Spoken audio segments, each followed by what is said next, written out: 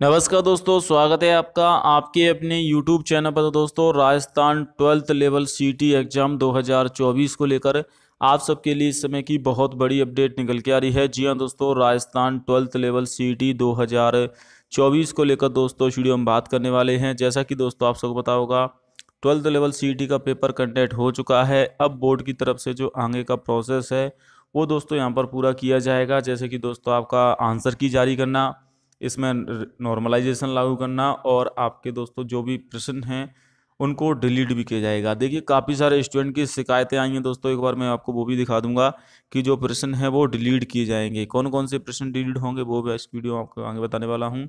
सबसे पहले आप देख सकते हो, सीटी पेपर में डिप्टी सीएम का गलत नाम चेयरमैन ने लिखा, प्रिंटिंग त्रुटि का खेद। जी हाँ दोस्तों, डिप्टी सीएम का नाम भी गलत है, चेयरमैन ने लिखा है दोस्तों। इसके अलावा काफ़ी सारी गलतियां हुई हैं पेपर में। जैसे कि दोस्तों यहाँ पर डिप्टी सीएम का नाम गलत हुआ है। इसके अलावा चेयरमैन आलोक राज ने इसको लेकर खेद जताया है।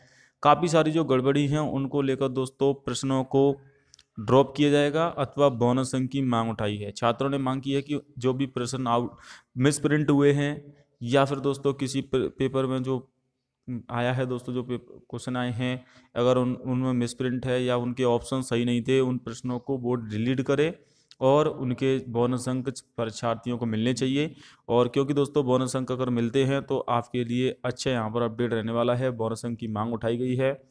एकीकृत महासंघ जिला अध्यक्ष शिव प्रकाश नागर ने कहा है कि परीक्षार्थियों को बोनस अंक देने चाहिए, क्योंकि दोस्तों जो आपका इसमें नॉर्मलाइजेशन भी होगा उसके भी बोनस अंक मिलेंगे। काफ़ी सारी मिसप्रिंट यहाँ पर पेपर में हुई है दोस्तों, सिर्फ इसी में नहीं बल्कि अन्य जो शिफ्ट, क्योंकि 6 शिफ्ट में पेपर हुआ था, लगभग सभी शिफ्ट में पेपर में दोस्तों जो है दोस्तों मिसप्रिंट हुई हैं एक या दो क्वेश्चन की। तो वो मिसप्रिंट का जो खामियाजा है छात्रों को भुगतना पड़ा है, क्योंकि दोस्तों इसकी वजह से उनको क्वेश्चन समझ में नहीं आया है, क्वेश्चन गलत करके आए हैं। और इसी वजह से दोस्तों छात्रों के द्वारा नॉर्मलाइजेशन की बात कही जा रही है कि इसमें जो नॉर्मलाइजेशन है एक तो वो भी किया जाएगा, क्योंकि प्रत्येक पारी का एक जैसा पेपर नहीं आया है। हालांकि पेपर का लेवल अगर देखा जाए सभी शिफ्ट का टफ ही रहा है, लेकिन कुछ शिफ्ट में पेपर ज़्यादा कठिन आया है और कुछ में दोस्तों आपके पेपर औसत पेपर आया है दोस्तों। तो वहाँ पर बोर्ड बोनस अंक जारी करेगा और बोनस अंक मिलने के बाद दोस्तों छात्रों का नॉर्मलाइजेशन किया जाएगा। दोस्तों अगर बात की जाए शिफ्ट वाइज इसमें, तो दोस्तों इसमें नॉर्मलाइजेशन किया जाएगा बोर्ड की तरफ से और सीईटी पेपर में जो भी त्रुटियां हैं उनको भी सही किया जाएगा। इसके अलावा एक और अपडेट है दोस्तों, वो मैं आपको बता देता हूं कि जो छात्र यहाँ पर दोस्तों पेपर फॉर्म भरते समय उनसे कोई गलती होगी तो उन्हें करेक्शन का मौका भी बोर्ड ने नोटिस जारी करके आपको करेक्शन का मौका दिया गया है। आप 29 तारीख से लेकर 7 नवंबर तक करेक्शन करा सकते हैं। अगर आपके फॉर्म में कोई गलती हो गई है, फॉर्म भरते समय त्रुटि आप उसमें हो गई है, तो दोस्तों आप उसमें बदलाव कर पाओगे। ऑनलाइन आवेदन में अभ्यर्थी फोटो हस्ताक्षर के अलावा बाकी सब में संशोधन कर सकते हैं, क्योंकि उसमें ओटीआर दर्ज की है। तो दोस्तों फोटो और हस्ताक्षर को आप चेंज नहीं कर सकते हो, बाकी आप शैक्षणिक योग्यता में बदलाव कर सकते हो। मान लीजिए अगर आपका रिजल्ट नहीं आया था जब आपने फॉर्म भरा था उस समय 12th का, या फिर किसी में बैक लग गई थी, तो आप शैक्षणिक योग्यता में अभ्यर्थी ऑनलाइन संशोधन अवधि में ही संशोधन कर सकते हैं। इसके पश्चात शैक्षणिक योग्यता के कॉलम में बोर्ड विश्वविद्यालय का नाम, रोल नंबर, उत्तीर्ण वर्ष इत्यादि में संशोधन नहीं कर सकेगा, यानी कि एक बार ही आप शैक्षणिक योग्यता में बदलाव कर सकते हो। तो सीनियर सेकेंडरी अगर किसी ने दोस्तों आवेदन किया था वो संशोधन करा सकते हैं। स्नातक लेवल के लिए भी दोस्तों संशोधन का मौका दिया गया है बोर्ड की तरफ से, और इस एक ही बार आपको संशोधन का मौका मिलेगा, तो आप संशोधन करा लें। 7 तारीख इसकी लास्ट डेट है। शैक्षणिक योग्यता में ये देख सकते हैं एक बार ही संशोधन किया जाएगा। इसके अलावा दोस्तों अगर आपकी श्रेणी में विशेष श्रेणी, उप श्रेणी, वैवाहिक की स्थिति, इसमें अगर आप संशोधन कराना चाहते हैं, जैसे कि आप कैटेगरी चेंज करना चाहते हैं या फिर अपना नाम वगैरह, तो उसमें भी आप संशोधन करा सकते हैं और इसके लिए आपको 300 रुपये का शुल्क भी देना होगा। तो दोस्तों अगर आपसे कोई गलती हो गई है तो आप उसे सुधार कर सकते हैं। इसके लिए आप ऑनलाइन ही दोस्तों त्रुटि सुधार करा पाओगे, ऑफलाइन प्रार्थना पत्र स्वीकार नहीं किया जाएगा। तो ऑनलाइन आप किसी भी मित्र के द्वारा संशोधन करा सकते हो अगर आपके फॉर्म में कोई गलती है। तो ये तो करेक्शन की बात हो गई। इसके अलावा 6 शिफ्ट का जो पेपर आया है इसकी आंसर की कब आएगी। देखिए अभी काफ़ी सारे जो प्रश्न हैं उनको ड्रॉप भी किया जाएगा। प्रत्येक पारी में 2 से 3 प्रश्न ऐसे होते हैं दोस्तों जो गलत हैं, या तो उनके ऑप्शन गलत होते हैं या फिर उनमें मिसप्रिंट है, तो उनकी बोनस अंक आपको मिलेंगे।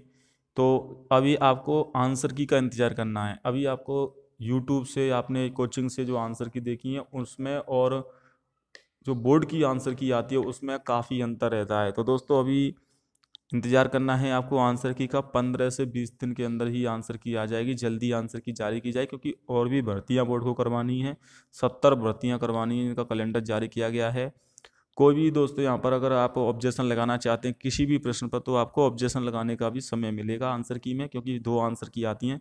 पहले तो प्री आएगी दोस्तों, इसके बाद उसमें ऑब्जेक्शन लगाए जाएंगे। कुछ प्रश्न तो बोर्ड खुद ही डिलीट कर देगा, कुछ प्रश्न ऑब्जेक्शन के बाद डिलीट होंगे, कुछ प्रश्न दोस्तों आपके बोर्ड खुद डिलीट करता है। तो उसमें ऑब्जेक्शन लगाने के बाद फाइनल आंसर की जारी होती है, और प्रश्न भी डिलीट होंगे, बोनस अंक भी मिलेंगे इसमें। फॉर्म करेक्शन के बारे में बताइए। अब नॉर्मलाइजेशन को लेकर थोड़ा बात कर लेते हैं। देखिए इसमें नॉर्मलाइजेशन किया गया है, क्योंकि कल ही दोस्तों जो अपडेट आई है, मैंने शॉर्ट वीडियो में वो वीडियो अपलोड कर दी है।